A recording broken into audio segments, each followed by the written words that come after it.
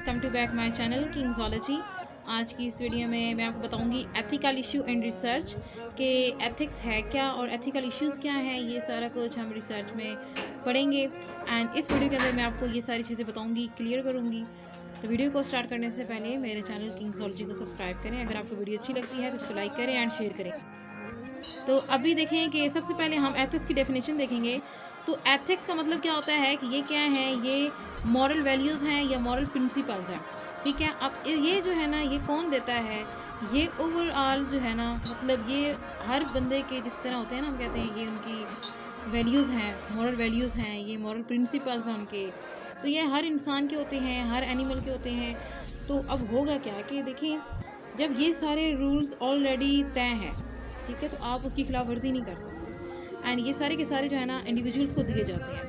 And जो researcher का group होता है उनकी रिस्पॉन्सिबिलिटी बनती है कि वो अपने प्रोफेशन के साथ बहुत अच्छे रहें, लॉयल रहें एंड वो किसी के साथ कुछ गलत ना करें, किसी के जो एथिकल इश्यूज़ हैं, ठीक है, उनको हर्ट ना करें।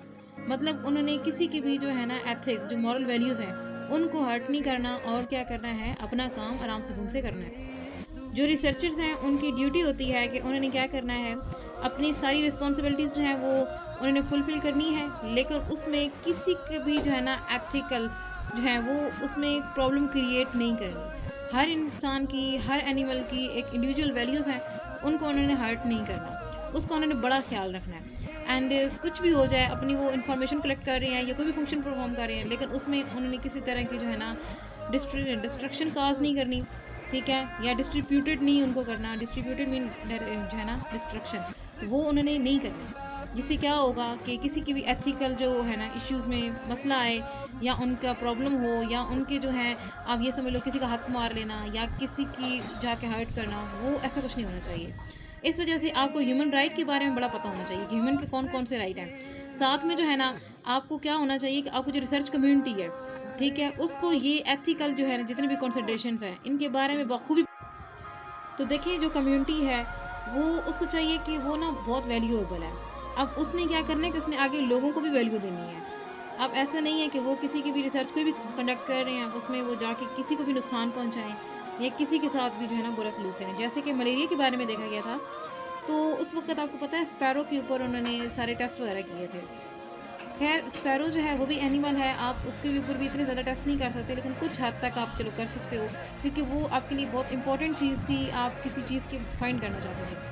लेकिन वहाँ पे अगर वो ले लेते, इंसानों को लेते और उनके ऊपर जो है ना वो सारे के सारा काम करते, एक्सपेरिमेंट करते, उनके अंदर वायरस एंटर कर देते और फिर वो सारे प्रॉब्लम्स होती क्रिएट, तो ज़ाहिर सी बात है काफ़ी सारे जो हैं, जो ह्यूमन्स थे, उनकी जान जा सकती थी। अब वहाँ पे उन्होंने क्या किया कि वो काम नहीं किया, तो इस वजह से वो क्या है, वो एथिक्स है, ठीक है, आप उनको हर्ट नहीं कर सकते उनकी मर्ज़ी के बगैर, तो बिल्कुल भी नहीं। अभी बताऊंगी कि रिसर्च क्या होता है। रिसर्च वो प्रोसेस होता है जिसमें आप जो है ना जितना भी डाटा होता है, इन्फॉर्मेशन होती है, उसको कलेक्ट करते हो, एनालाइज करते हो, उसको सेट करते हो फॉर अंडरस्टैंडिंग के लिए, कि आप चाहते हैं कि आपकी अंडरस्टैंडिंग हो, आपको वो चीज़ अच्छे से समझ आ जाए, इसलिए आप रिसर्च कंडक्ट करते हो। अब जो है रिसर्च के अंदर जो एथिक्स हैं उनके बारे में देखेंगे कि देखिए, जो राइटर होते हैं उनको ना बड़े एथिकल इश्यूज़ जो हैं वो फेस करने पड़ते हैं।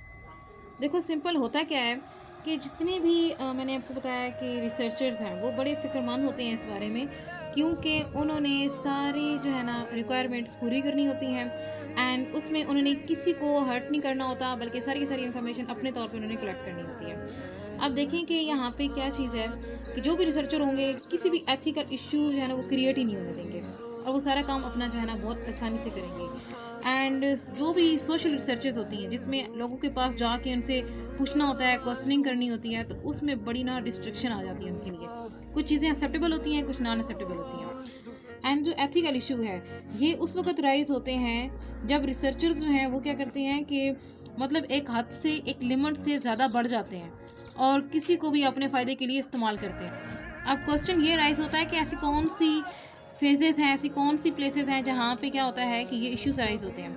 देखें कि यहाँ पे जो है सबसे पहले डेफिनेशन, लोगों को डेफिनेशन में बड़ी प्रॉब्लम हो जाती है, पता ही नहीं होता कि एथिक्स की जो रियल डेफिनेशन है वो क्या है। उसके बाद जब डेटा एडिटिंग कर रहे होते हैं तो वहाँ पे वो एथिकल इशू का ध्यान नहीं रखते, या फिर जब रिसर्च स्टार्ट करते हैं तो उसके जो ऑब्जेक्टिव्स होते हैं वहाँ पे भी उनको देखना पड़ता है। हाइपोथेसिस बनाते हुए डाटा जब कलेक्ट कर रहे हैं या फिर कोई रिसर्च डिज़ाइन देख रहे हैं, क्वेश्चनरीज बना रहे हैं, इसी तरह स्टैटिस्टिकल कोई मेथड वगैरह यूज़ कर रहे हैं या किसी तरह का डाटा एनालाइज कर रहे हैं, कोई रेफरेंस वगैरह देना है या रिव्यू ऑफ लिटरेचर लिखना है, तो इन सब में उनको क्या होता है कि प्रॉब्लम फेस करनी पड़ती है। देखिए बेसिकली जो एथिक्स है रिसर्च मैथडोलॉजी के अंदर पढ़ाने का जो मकसद है ना, वो बड़ा ही सेफ है। देखिए उसमें क्या करना होगा कि आपको जो भी एथिक्स हैं, ठीक है, एथिकल मैनर आपको पता होने चाहिए। ये एथिक्स पढ़ाने का मकसद ये होता है कि आपको एथिकल मैनर्स जो है वो पता हो। दूसरा ये कि किसी किस्म का वायलेंस फसाद ना खड़ा हो, किसी को कोई नुकसान ना हो, किसी की प्राइवेसी जो है वो हर्ट ना हो।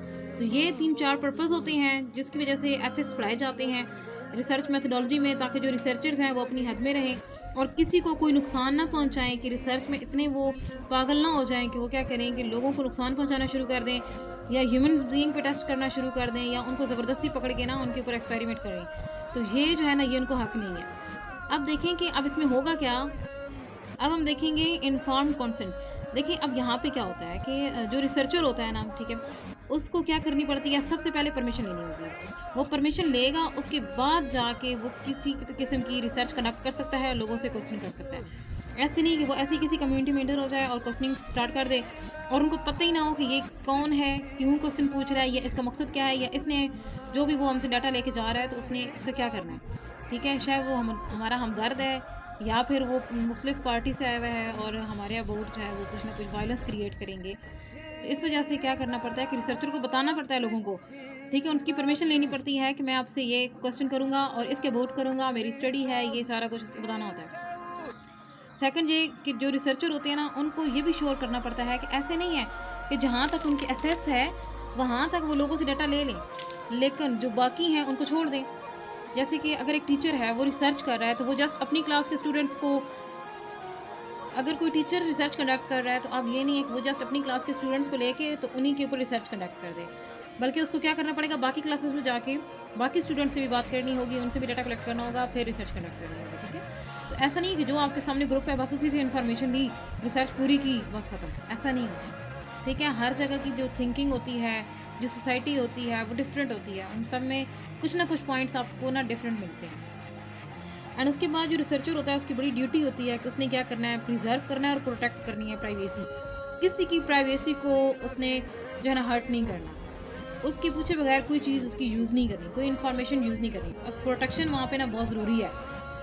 तो इस अब देखें कि वेल बीइंग के लिए उसको बड़ा काम करना पड़ेगा, उसको डिग्निटी जो है ना उसका बड़ा ध्यान रखना होगा कि किसी की इज़्ज़त जो है वो ख़राब ना हो। जितने भी पार्टिसिपेंट हैं जो कि उस रिसर्च के अंदर उसकी हेल्प कर रहे हैं उसको आंसर दे के, तो आपको लोगों की इज़्ज़त का जो है ना बड़ा ख्याल रखना होगा, ख़ासतौर पे वो पार्टिसिपेंट जिन्होंने आपकी हेल्प करनी है स्टडी में। एंड देखें कि सबसे एक और इम्पॉर्टेंट चीज़ कि जो आप स्टूडेंट्स लेते हो, ठीक है, कुछ सम डेटा ऐसा होता है जो हम स्टूडेंट्स से ना कलेक्ट करते हैं, तो उनसे डाटा कलेक्ट करने के लिए आपको उनके पेरेंट्स की, उनके गार्डियंस की पहले परमिशन लेनी होगी, उसके बाद जाके आप काम कर सकते हो। वरना नहीं, अगर ऐसे कुछ करोगे ना तो उससे क्या होगा, बड़ा नुकसान होगा, क्योंकि आप जो है ना उनको हर्ट कर रहे होगे।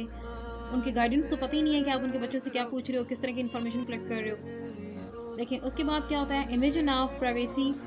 तो देखिए अब यहाँ पे क्या हुआ है कि आपने प्राइवेसी जो है ना किसी की उसकी टच की है जाके, ठीक है, उसमें कोई मसला क्रिएट किया है। देखिए कि इन्विजन ऑफ प्राइवेसी ये है कि आप किसी की प्राइवेसी जो है ना उसको हर्ट कर रहे हो। इसके लिए अब देखें, मैं आपको एग्जांपल देती हूँ। यहाँ पे जो एग्जांपल है ना वो इंग्लिश वालों के लिए है। अगर इंग्लिश में रिसर्च मेथोडोलॉजी, ये किसी और सब्जेक्ट में जोलॉजी वालों की कुछ और है तो मैं आपको जोलॉजी की बताऊँगी। तो इसमें ये देखें कि अगर कोई जो है ना प्रोडक्ट है एक मार्केट के अंदर आई भी है, एंड अब वो जो प्रोडक्ट बना रहे हैं लोग, जो फैक्ट्रीज़ बना रही हैं, तो वो क्या करेंगी, अपने बंदे जो है ना वो छोड़ेंगी और फिर वो लोगों से क्या करेंगे, इंटरव्यू लेंगे, उनसे पता करेंगे कि उनको प्रोडक्ट जो है ना वो कैसी लग रही है। अब देखें कुछ जो होंगे ना वो इंटरव्यू देने में बड़ा एंजॉय करेंगे, वो बड़ा अच्छा फील करेंगे कि हाँ जी हम इंटरव्यू देंगे इस तरह से। कुछ जो है ना वो अपनी जो है ओपिनियन वो देने में बड़ा ना खुशी महसूस करेंगे, वो कहेंगे वाओ ये तो बहुत अच्छी बात है कि हम ओपिनियन दें अपनी, कि हमें ये प्रोडक्ट कैसी लगी है या ये चीज़ हमें किस तरह की लगी है या इसमें कौन कौन से चेंजेस होने चाहिए, वो अपनी ओपिनियन देने में बड़ा अच्छा महसूस करेंगे। लेकिन अगर देखें कि कोई बिजनेसमैन है, ठीक है, वो डील कर रहा है रिस्पोंडेंट की इन्फॉर्मेशन से, कि जो रिस्पोंडेंट है जो उसकी, तो अब उन्होंने जो भी रिस्पोंडेंट से इन्फॉर्मेशन ली है, ठीक है, तो ज़ाहिर सी बात है सम टाइम उन्होंने क्या किया, उनकी जो है ना जो प्राइवेसी है, ठीक है, कुछ ऐसी चीज़ें थी जो नहीं बताने वाली थी लेकिन उन्होंने आपको बता दी हैं, आप पे यकीन करके तो वो क्या करेंगे, जस्ट फ़ायदा लेने के लिए ना उसको यूज़ कर लेंगे। तो वहाँ पे ये जो प्राइवेसी इशू जो है ना, ये बड़ा सीरियस प्रॉब्लम आ जाता है वहाँ पे, एंड इसको सॉल्व करना बड़ा इशू आ जाता है। देखिए कि उन्होंने क्या किया, फ़ायदे के लिए उनकी जो इन्फॉर्मेशन थी उसको रिवील कर दिया। एंड सेकंड चीज़ कि आप किसी किस्म की इन्फॉर्मेशन रिवील नहीं कर सकते। अगर आपने रिवील करनी भी है ना, तो आप क्या करेंगे, इंडिविजुअल जो है उसकी आइडेंटिटी नहीं बताएंगे कि वो कौन था, कहाँ रहता था, कहाँ पे मिला था, किस तरह उसने इन्फॉर्मेशन दी। अगर आपने ना इन्फॉर्मेशन बतानी है, रिवील करनी है, लेकिन साथ में जो है ना आप उसकी आइडेंटिटी जो है उसको हर्ट नहीं करोगे, ताकि उसको जो है ना उसकी प्राइवेसी, उसमें कोई इशू ना आए। ऐसा ना हो कि आप जो है बता दें कि फ़लाँ बंदे ने ये बात की और लोग जो है ना वो उसके घर उसको मारने के लिए पहुंच जाएं। तो इस तरह से जो है ना कोई इशू नहीं होना चाहिए। देखिए अगला पॉइंट जो है ना वो डिसेप्शन है। डिसेप्शन का मतलब होता है धोखा देना। जो रिसर्चर है, जब उसने इन्फॉर्मेशन कलेक्ट करनी है तो वो किसी किस्म के जो इतने भी पार्टिसिपेंट हैं उनको धोखा नहीं दे सकता, उनको डिसीव नहीं कर सकता। अगर उनको डिसीव करता है तो ये बड़ी ही ना मसला है, बड़ा प्रॉब्लम है। तो ये जो है ना ये भी एथिक्स के खिलाफ है। और सेकंड, अगर वो धोखा देता भी है, ये किसी से झूठ बोल के तो वो कुछ इन्फॉर्मेशन लेता है, तो वो भी इसको कम करना पड़ेगा, मिनिमाइज़ करना पड़ेगा, वो ज़्यादा नहीं कर सकता। उसके बाद नेक्स्ट जो है वो ये कि जितने भी पार्टिसिपेंट हैं उससे उसने क्या किया, इन्फॉर्मेशन ली है, लेकिन जब उसने अपनी स्टडी में उनको कंक्लूड किया है या उसमें कुछ एडअप किया है, तो जो पॉइंट्स उसको बताए हैं सोसाइटी के अंदर के लोगों को ये मसले हैं, उसने क्या कि उनको तोड़ मरोड़ के अपने हिसाब से सेट करके लिख दिया। तो ये भी डिसीव है। ठीक है, मतलब जो लोगों की असल बात थी वो उसने पहुंचाई ही नहीं। देखिए आपको क्या करना होगा कि आपको ना डेबिफाइंग करनी होगी, डिस्क्रिप्शन देनी होगी। ठीक है, सिंपल वर्ड में कहें तो आपने जो भी स्टडी करनी है ना, तो उससे पहले इन्फॉर्मेशन कलेक्ट करने से पहले आपको अपनी रिसर्च के बारे में थोड़ा बहुत रिवील करना होगा, थोड़ा बहुत बताना होगा कि मैं इस तरह काम करना चाहती हूँ, या मेरा ये मकसद है, मैं इस तरह की इन्फॉर्मेशन कलेक्ट करना चाहती हूँ, फ़लाँ के किस्म के लोगों के साथ मैं ना मिलना है और उनसे मैंने ये बात करनी है, इंटरव्यूज़ लेने हैं, सर्वे करना है, ये जो भी आपको थोड़ा बहुत इंट्रोडक्शन देना पड़ता है अपना, और अपनी रिसर्च के बारे में बताना पड़ता है। तो ये बड़ा कंपल्सरी होता है। देखें कि यहाँ पे जो है ना कुछ रीज़न्स होती हैं जिसकी वजह से डिसेप्शन हो जाती है। ठीक है, तो अब उनको आपने एक्सप्लेन भी करना होगा, बताना होगा, क्वेश्चंस बताने होंगे और साथ में आंसर्स भी देने होंगे। जैसे कि अगर कुछ वजह है ना, आपने किसी बहुत बड़ी वजह है जिसकी वजह से आप रिसीव कर रहे हो लोगों को, लेकिन आप उनके भले के लिए कर रहे हो, इस वजह से आपको नीचे बताना होगा कि मैंने क्यों की है, इसकी वजह क्या थी, ये सारा कुछ। आपके सारे क्वेश्चंस जितने लोग राइज करेंगे उनके भी आंसर्स देने होंगे। तो आपको तमाम लोग जो है ना, ठीक है, उनके बारे में बड़ा ख्याल रखना होगा और किसी को डिसीव नहीं करना। अगर करना भी है, या फिर अगर जब वो आपसे क्वेश्चन करें कि हमें रिसीव क्यों किया, किस तरह किया, या जो भी, आप ना उनके जितने क्वेश्चन होंगे उन सब के आंसर देंगे। अभी हम ये देखेंगे प्रोटेक्शन फ्रॉम हार्म। आपने किसी किस्म के जो नुकसान है ना उससे प्रोटेक्शन देनी है रिस्पोंडेंट को, क्योंकि उनको ना किसी किस्म का कोई हार्म ना हो। देखिए समटाइम क्या होता है कि फिज़िकली या इमोशनली वो क्या होते हैं, वो हार्म हो जाते हैं। मतलब हो सकता है आपने वहाँ से कुछ, मतलब आपको चीज़ें मिली हैं, आप जाके फ़ौरन किसी और को बता दो, फिर क्या हो कि लोग उनके घर पहुँच जाएँ, उनको फिज़िकली हार्म करें, मारने पीटने की कोशिश करें, या इस तरह ना इमोशनली उनको ब्लैकमेल करें, उनको बोलें तुम्हारी हिम्मत कैसे हुई है, तुमने हमारे खिलाफ ऐसे बात क्यों की है, या तुमने ये बात क्यों बताई है। इस तरह से ये इशू आ जाते हैं। तो ये दोनों अपने बड़ा ध्यान रखना है कि उस जो सब्जेक्ट है या जो आपका पार्टिसिपेंट है, ठीक है, या जो रिस्पोंडेंट है, उसके साथ कुछ गलत ना हो। जो रिसर्चर होता है ना, उसकी रिस्पॉन्सिबिलिटी होती है कि उसने क्या करना है, फिजिकल हार्म उसके जितने भी रिस्पोंडेंट हैं उनको ना हो, जो सब्जेक्ट है उनको ना हो, उनको किसी किस्म का डिस्कम्फर्ट ना हो, उनकी इमोशनल या स्ट्रेस या किसी किस्म की एम्बेरसमेंट ना हो। ऐसा ना हो कि लोग उनको हिरास कर रहे हों या उनको तंग कर रहे हों। तो ये काम जो है ना नहीं होना चाहिए, और ये रिसर्चर जो है ये बड़ा इस चीज़ का ना ख्याल रखेगा। फिर जो डाटा है उसकी प्रोटेक्शन करनी होगी। देखिए अगर आपके पास डाटा है सारा का सारा, अगर आप उसको प्रोटेक्ट नहीं करोगे तो आपका डाटा कोई चुरा के ले जाएगा और अपने नाम से शाया कर देगा, और इससे क्या होगा कि आपको नुकसान होगा, आपकी मेहनत लोगों के हाथों में चली जाएगी। तो आपने क्या करना है, जितना रूटीन में आप डाटा कलेक्ट कर रहे हो उस सब को आपने स्टोर करना है, इलेक्ट्रॉनिक जो है ना डाटा जो है उसमें कर देना है, कन्वर्ट कर देना है। पहले आप पेपर वर्क कर रहे हो या इलेक्ट्रॉनिक डाटा है, ये जिस तरह की भी है, सबसे पहले आपने क्या करना है, जिस तरह हम कहते हैं ना मेमोरी में, मोबाइल की मेमोरी हो गई या लैपटॉप की मेमोरी में, इस तरह या किसी भी तरह की हमारे पास आ जाती हैं जिनका हम बोलते हैं कि जो USB वगैरह होती है उसके अंदर या मेमोरी कार्ड के अंदर आपने डाटा लिखना है। तो पहला पॉइंट जो है ना वो इसी के अबाउट ही है कि आपने जितना भी डाटा है जो आप कलेक्ट कर रहे हो उस सारे को आपने साथ साथ स्टोर करना है, चाहे आप अपना इलेक्ट्रॉनिक मीडिया पे कर रहे हो उसको, ठीक है, यानी मोबाइल में, मेमोरी में, कहीं भी, या किसी भी USB में, या फिर आपने क्या करना है कि उसको किसी रजिस्टर में इस तरह से सेव करके, और उसके बाद आपने उसको बड़ा संभाल के रखना है। ऐसा नहीं कि ऐसे ही उसको फेंक दें या कहीं और रख दें और वो क्या हो, वो चोरी हो जाए या कोई उठा ले या आपको गुम हो जाए, तो फिर आपकी मेहनत वेस्ट हो जाएगी।